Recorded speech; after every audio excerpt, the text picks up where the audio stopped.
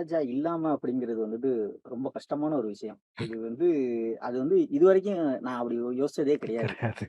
ஆ இப்ப நீங்க கேட்டதுமே வந்துட்டு ஒரு வேள அப்படி இருந்தோம்னா, நம்ம வாழ்க்கையில என்னவா இருந்திருப்போம் அப்படின்னு யோசிச்சு பார்த்தோம் அப்படின்னோம்னா, நான் வந்து ஒரு ஆதிவாசியா கூட இருந்திருக்கலாம். ஸோ இளையராஜா இல்ல அப்படின்னோம்னா, நான் வந்து என்னைய ஆதிவாசியா தான் நான் யோசிச்சிருக்கணும்.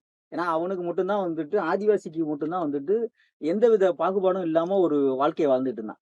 ஸோ அந்த ஒரு ஸ்டேஜ்க்கு தான் என்னைய வந்து நான் வச்சிருந்திருக்கணுமே தவிர்த்து, இளையராஜா இல்லாத ஒரு வாழ்க்கை அப்படிங்கிறது வந்துட்டு, நான் எத பத்தியும் தெரிஞ்சுக்காத ஒரு வாழ்க்கையா வாழ்ந்துகிட்டு ம், இருந்திருப்பேன். ம், இந்த ம். உலகத்த பத்தி எந்தவித புரிதலும் இல்லாத ஒரு வாழ்க்கைய நான் வந்துட்டு வாழ்ந்து இருந்திருப்பேன். உண்ம. இளையராஜாங்கிறது தான் வந்துட்டு என்னுடைய உலகத்துல மிகப்பெரிய புரிதல்.